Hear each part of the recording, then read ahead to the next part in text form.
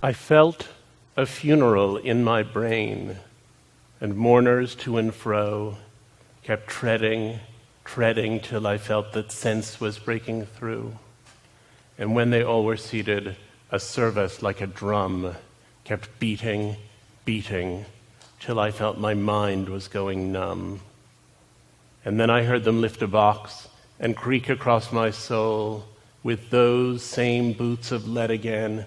Then space began to toll, as if the heavens were a bell, and being were an ear, and I and silence some strange race, wrecked, solitary here. Just then, a plank in reason broke, and I fell down, and hit a world at every plunge, and finished knowing then. We know depression through metaphors. Emily Dickinson was able to convey it in language, Goya in an image. Half the purpose of art is to describe such iconic states. As for me, I had always thought myself tough, one of the people who could survive if I'd been sent to a concentration camp. In 1991, I had a series of losses. My mother died, a relationship I'd been in ended, I moved back to the United States from some years abroad, and I got through all of those experiences intact. But in 1994, 3 years later, I found myself losing interest in almost everything. I didn't want to do any of the things I had previously wanted to do, and I didn't know why. The opposite of depression is not happiness, but vitality. And it was vitality that seemed to seep away from me in that moment. Everything there was to do seemed like too much work. I would come home and I would see the red light flashing on my answering machine. And instead of being thrilled to hear from my friends, I would think, what a lot of people that is to have to call back. Or I would decide I should have lunch. And then I would think, but I'd have to get the food out and put it on a plate and cut it up and chew it and swallow it. And it felt to me like the Stations of the Cross. And one of the things that often gets lost in discussions of depression is that you know it's ridiculous. You know it's ridiculous while you're experiencing it. You know that most people manage to listen to their messages and eat lunch and organize themselves to take a shower and go out the front door, and that it's not a big deal. And yet, you are nonetheless in its grip, and you are unable to figure out any way around it. And so I began to feel myself doing less, and thinking less, and feeling less.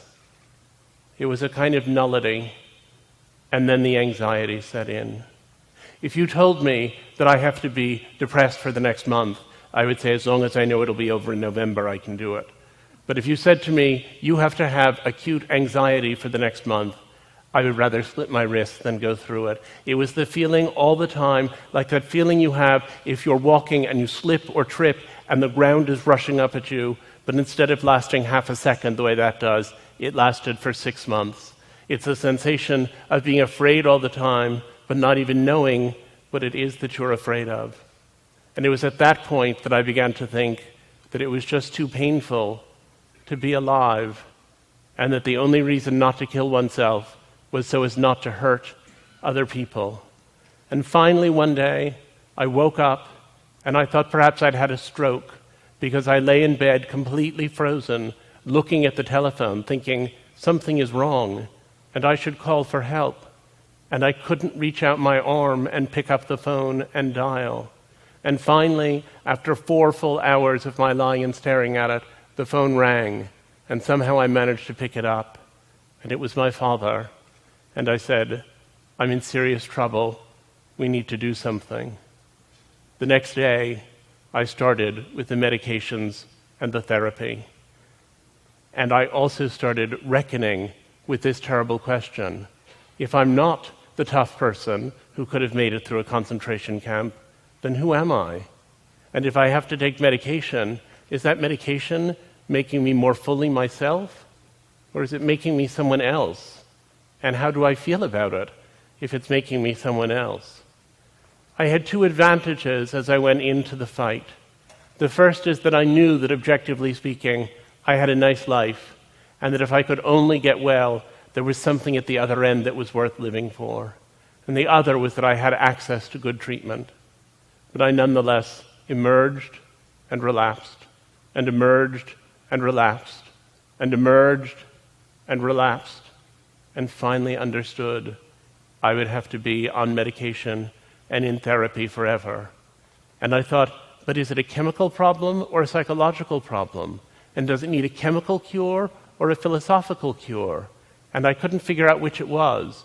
And then I understood that actually we aren't advanced enough in either area for it to explain things fully. The chemical cure and the psychological cure both have a role to play. And I also figured out that depression was something that was braided so deep into us that there was no separating it from our character and personality.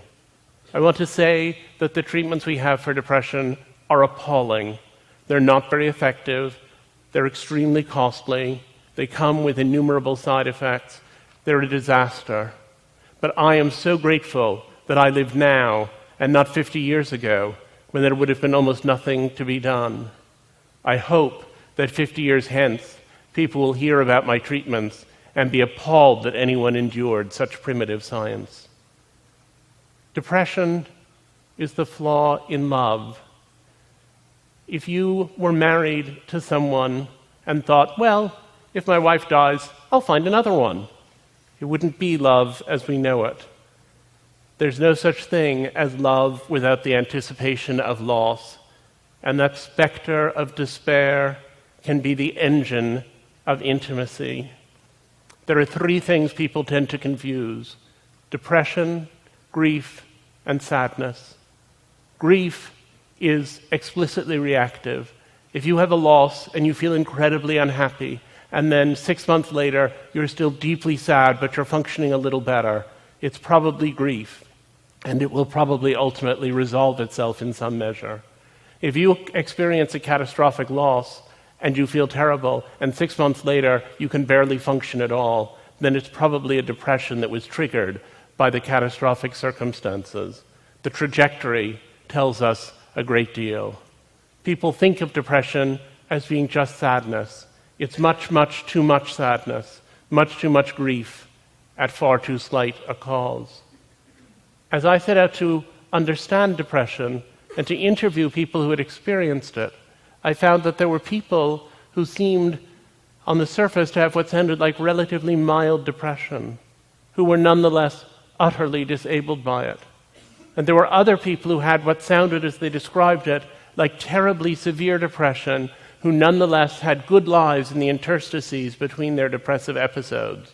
And I set out to find out what it is that causes some people to be more resilient than other people. What are the mechanisms that allow people to survive? And I went out and I interviewed person after person who was suffering with depression. One of the first people I interviewed described depression as a slower way of being dead. And that was a good thing for me to hear early on, because it reminded me that that slow way of being dead can lead to actual deadness, that this is a serious business. It's the leading disability worldwide, and people die of it every day. One of the people I talked to when I was trying to understand this was a beloved friend who I had known for many years and who had had a psychotic episode in her freshman year of college and then plummeted into a horrific depression. She had bipolar illness, or manic depression as it was then known. And then she did very well for many years on lithium, and then eventually she was taken off her lithium to see how she would do without it. And she had another psychosis, and then plunged into the worst depression that I had ever seen, in which she sat in her parents' apartment, more or less catatonic, essentially without moving, day after day after day. And when I interviewed her about that experience some years later, she's a poet and psychotherapist named Maggie Robbins. When I interviewed her, she said, I was singing, "Where Have All the Flowers Gone?" over and over to occupy my mind. I was singing to blot out the things my mind was saying, which were, you are nothing. You are nobody. You don't even deserve to live. And that was when I really started thinking about killing myself. You don't think in depression that you've put on a gray veil and are seeing the world through the haze of a bad mood. You think that the veil has been taken away, the veil of happiness, and that now you're seeing truly. It's easier to help schizophrenics who perceive that there's something foreign inside of them that needs to be exorcised, but it's difficult with depressives because we believe we are seeing the truth. But the truth lies. I became obsessed with that sentence, but the truth lies. And I discovered as I talked to depressive people that they have many delusional perceptions. People will say, no one loves me. And you say, I love you. Your wife loves you. Your mother loves you. You can answer that one pretty readily, at least for most people. But people who are depressed will also say, no matter what we do, we're all just going to die in the end. Or they'll say, there can be no true communion between two human beings. Each of us is trapped in his own body. To which you have to say, that's true, but I think we should focus right now on what to have for breakfast. A lot of the time, what they are expressing is not illness, but insight. And one comes to think what's really extraordinary is that most of us know about those existential questions, and they don't distract us very much. There was a study I particularly liked in which a group of depressed and a group of non-depressed people were asked to play a video game for an hour. And at the end of the hour, they were asked how many little monsters they thought they had killed. The depressive group was usually accurate to within about 10%. And the non-depressed people guessed between 15 and 20 times as many little monsters as they had actually killed. A lot of people said when I chose to write about my depression that it must be very difficult to be out of that closet, to have people know. They said, do people talk to you differently? And I said, yes, people talk to me differently. They talk to me differently insofar as they start telling me about their experience or their sister's experience or their friend's experience. Things are different because now I know that depression is the family secret that everyone has. I went a few years ago to a conference, and on Friday of the 3-day conference, one of the participants took me aside and she said, I suffer from depression and I'm a little embarrassed about it, but I've been taking this medication and I just wanted to ask you what you think. And so I did my best to give her such advice as I could. And then she said, you know, my husband would never understand this. He's really the kind of guy to whom this wouldn't make any sense. So it's just between us. And I said, yes, that's fine. On Sunday at the same conference, her husband took me aside. And he said, my wife wouldn't think that I was really much of a guy if she knew this, but I've been dealing with this depression and I'm taking some medication and I wondered what you think. They were hiding the same medication in 2 different places in the same bedroom. And I said that I thought communication within the marriage might be triggering some of their problems. But I was also struck by the burdensome nature of such mutual secrecy. Depression is so exhausting. It takes up so much of your time and energy, and silence about it, it really does make the depression worse. And then I began thinking about all the ways people make themselves better. I'd started off as a medical conservative. I thought there were a few kinds of therapy that worked. It was clear what they were. There was medication, there were certain psychotherapies, there was possibly electroconvulsive treatment, and that everything else was nonsense. But then I discovered something. If you have brain cancer and you say that standing on your head for 20 minutes every morning makes you feel better, it may make you feel better, but you still have brain cancer and you'll still probably die from it. But if you say that you have depression and standing on your head for 20 minutes every day makes you feel better, then it's worked, because depression is an illness of how you feel. And if you feel better, then you're effectively not depressed anymore. So I became much more tolerant of the vast world of alternative treatments. And I get letters. I get hundreds of letters from people writing to tell me about what's worked for them. Someone was asking me backstage today about meditation. My favorite of the letters that I got was the one that came from a woman who wrote and said that she had tried therapy, she had tried medication, she had tried pretty much everything, and she had found a solution and hoped I would tell the world. And that was making little things from yarn. She sent me some of them, and I'm not wearing them right now. I suggested to her that she also should look up obsessive-compulsive disorder in the DSM. And yet, when I went to look at alternative treatments, I also gained perspective on other treatments. I went through a tribal exorcism in Senegal that involved a great deal of ram's blood and that I'm not going to detail right now. But a few years afterwards, I was in Rwanda working on a different project, and I happened to describe my experience to someone.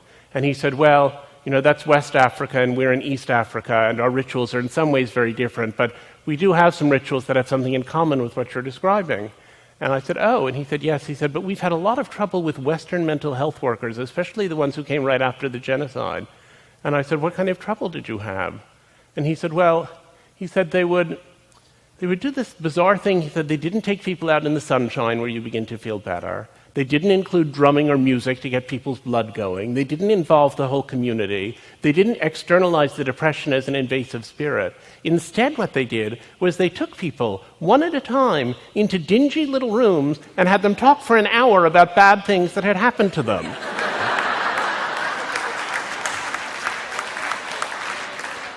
He said, we had to ask them to leave the country. Now, at the other end of alternative treatments, let me tell you about Frank Russakoff.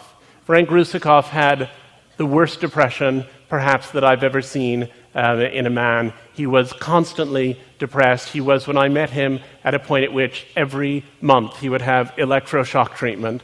Then he would feel sort of disoriented for a week. Then he would feel okay for a week. Then he would have a week of going downhill. And then he would have another electroshock treatment. And he said to me when I met him, it's unbearable to go through my weeks this way. I can't go on this way, and I figured out how I'm going to end it if I don't get better. But, he said to me, I heard about a protocol at Mass General for a procedure called a cingulotomy, which is a brain surgery, and I think I'm going to give that a try. And I remember being amazed at that point to think that someone who clearly had so many bad experiences with so many different treatments still had buried in him somewhere enough optimism to reach out for one more. And he had the cingulotomy, and it was incredibly successful. He's now a friend of mine. He has a lovely wife and 2 beautiful children. He wrote me a letter the Christmas after the surgery, and he said, my father sent me 2 presents this year. First, a motorized CD rack from the Sharper Image that I didn't really need, but I knew he was giving it to me to celebrate the fact that I'm living on my own and have a job I seem to love. And the other present was a photo of my grandmother, who committed suicide. As I unwrapped it, I began to cry, and my mother came over and said, are you crying because of the relatives you never knew? And I said, she had the same disease I have. I'm crying now as I write to you. It's not that I'm so sad, but I get overwhelmed. I think because I could have killed myself, but my parents kept me going, and so did the doctors, and I had the surgery. I'm alive and grateful. We live in the right time, even if it doesn't always feel like it. I was struck by the fact that depression is broadly perceived to be a modern Western middle-class thing, and I went to look at how it operated in a variety of other contexts. And one of the things I was most interested in was depression among the indigent. And so I went out to try to look at what was being done for poor people with depression. And what I discovered is that poor people are mostly not being treated for depression. Depression is the result of a genetic vulnerability, which is presumably evenly distributed in the population, and triggering circumstances, which are likely to be more severe for people who are impoverished.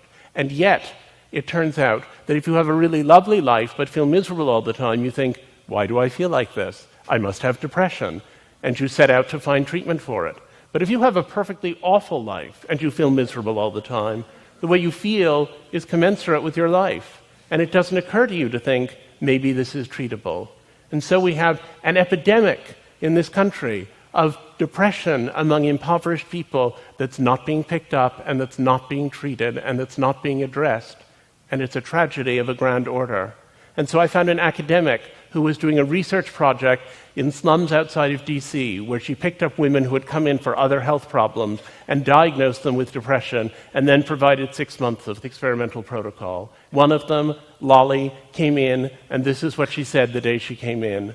She said, and she was a woman, by the way, who had 7 children. She said, I used to have a job, but I had to give it up because I couldn't go out of the house. I have nothing to say to my children. In the morning, I can't wait for them to leave, and then I climb in bed and pull the covers over my head. And 3 o'clock when they come home, it just comes so fast. She said, I've been taking a lot of Tylenol, anything I can take so that I can sleep more. My husband has been telling me I'm stupid, I'm ugly. I wish I could stop the pain. Well, she was brought into this experimental protocol, and when I interviewed her 6 months later, she had taken a job working in childcare for the U.S. Navy. She had left the abusive husband, and she said to me, my kids are so much happier now. She said, there's one room in my new place for the boys and one room for the girls, but at night they're just all up on my bed and we're doing homework all together and everything. One of them wants to be a preacher, one of them wants to be a firefighter, and one of the girls says she's going to be a lawyer. They don't cry like they used to, and they don't fight like they did. That's all I need now, is my kids. Things keep on changing. The way I dress, the way I feel, the way I act. I can go outside not being afraid anymore. And I don't think those bad feelings are coming back. And if it weren't for Dr. Miranda and that, I would still be at home with the covers pulled over my head, if I were still alive at all. I asked the Lord to send me an angel, and he heard my prayers. I was really moved by these experiences, and I decided that I wanted to write about them, not only in a book I was working on, but also in an article. And so I got a commission from the New York Times Magazine to write about depression among the indigent. And I turned in my story, and my editor called me and said, we really can't publish this. And I said, why not? And she said, it just is too far-fetched. These people who are sort of at the very bottom rung of society, and then they get a few months of treatment, and they're virtually ready to run Morgan Stanley. It's just too implausible. She said, I've never even heard of anything like it. And I said, the fact that you've never heard of it is an indication that it is news.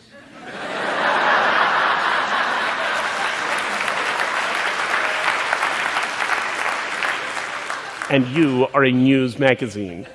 So after a certain amount of negotiation, they agreed to it. But I think a lot of what they said was connected in some strange way to this distaste that people still have for the idea of treatment, the notion that somehow if we went out and treated a lot of people in indigent communities, that would be an exploitative thing to do because we would be changing them. There's this false moral imperative that seems to be all around us, that treatment of depression, the medications and so on, are an artifice and that it's not natural. And I think that's very misguided. It would be natural for people's teeth to fall out, but there is nobody militating against toothpaste, at least not in my circles. And people then say, well, but isn't depression part of what people are supposed to experience? Didn't we evolve to have depression? Isn't it part of your personality? To which I would say, mood is adaptive. Being able to have sadness and fear and joy and pleasure and all of the other moods that we have, that's incredibly valuable. And major depression is something that happens when that system gets broken. It's maladaptive. People will come to me and say, I think, though, if I just stick it out for another year, I think I can just get through this. And I always say to them, you may get through it, but you'll never be 37 again. Life is short. And that's a whole year you're talking about giving up. Think it through. It's a strange poverty of the English language, and indeed of many other languages, that we use the same word, depression, to describe how a kid feels when it rains on his birthday, and to describe how somebody feels the minute before they commit suicide. People say to me, well, is it continuous with normal sadness? And I say, in a way, it's continuous with normal sadness. There is a certain amount of continuity, but it's the same way there's continuity between having an iron fence outside your house that gets a little rust spot that you have to sort of sand off and maybe do a little repainting, and what happens if you leave the house for 100 years and it rusts through until it's only a pile of orange dust. And it's that orange dust spot, that orange dust problem, that's the one we're setting out to address. So now people say, you take these happy pills and do you feel happy? And I don't. But I don't feel sad about having to eat lunch, and I don't feel sad about my answering machine, and I don't feel sad about taking a shower. I feel more, in fact, I think, because I can feel sadness without nullity. I feel sad about professional disappointments, about damaged relationships, about global warming. Those are the things that I feel sad about now. And I said to myself, well, what is the conclusion? How did those people who have better lives, even with bigger depression, manage to get through? What is the mechanism of resilience? And what I came up with over time was that the people who deny their experience, the ones who say, I was depressed a long time ago, and I never want to think about it again, and I'm not going to look at it, and I'm just going to get on with my life. Ironically, those are the people who are most enslaved by what they have. Shutting out the depression strengthens it. While you hide from it, it grows. And the people who do better are the ones who are able to tolerate the fact that they have this condition. Those who can tolerate their depression are the ones who achieve resilience. So Frank Russakoff said to me, if I had it to do over, I suppose I wouldn't do it this way. But in a strange way, I'm grateful for what I've experienced. I'm glad to have been in the hospital 40 times. It taught me so much about love, and my relationship with my parents and my doctors has been so precious to me and will be always. And Maggie Robbins said, I used to volunteer in an AIDS clinic, and I would just talk and talk and talk. And the people I was dealing with weren't very responsive, and I thought, that's not very friendly or helpful of them. And then I realized that they weren't going to do more than make those first few minutes of small talk. It was simply going to be an occasion where I didn't have AIDS and I wasn't dying, but could tolerate the fact that they did, and they were. Our needs are our greatest assets. It turns out I've learned to give all the things I need. Valuing one's depression does not prevent a relapse, but it may make the prospect of relapse, and even relapse itself, easier to tolerate. The question is not so much of finding great meaning and deciding your depression has been very meaningful.